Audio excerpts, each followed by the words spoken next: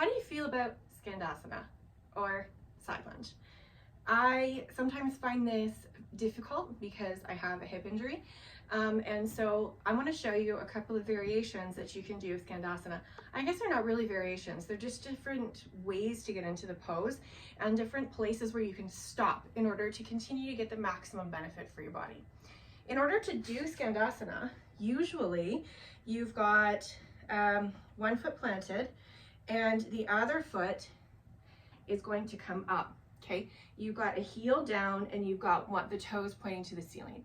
You're lunging into one of your legs and you're lifting up onto the other, right? This can be really difficult in particular if your hips are tight, all right? And if you have less mobility in your ankles. A lot of the time, what we see is when people come down into what they think is their full Skandasana, their heel lifts up off the ground. I don't know if you can see that, but my heel is up off the ground, right? So let's say I'm in my Skandasana. I hate the word full, I shouldn't use that. They're coming down into a variation of Skandasana that they want to have all the way down, and they don't have necessarily the flexibility in the heel, and so that comes up off the floor. Not the end of the world, to be honest. That's probably okay.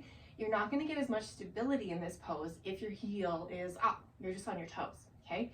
And then also, notice what happens when I lift a little bit and put my heel down and then I bend into that. I'm going to be aligned a little bit differently, right? So if you're finding that you can't necessarily come all the way down without your heel lifting up, try just stopping. Stop the range of motion before the heel lifts up, because you're going to get benefit out of that pose regardless. So if I'm moving into my Skandasana, yeah, I am here and I'm going to bend. I'm going to lift this one up and I'm going to just keep bending. I'm going to push my butt back until my heel doesn't lift. I can stop right here. I can stop here. I'm still getting the benefit of that pose. The lower you go, the more flexibility you're going to need in the other hip and the more flexibility you're going to need in your heel.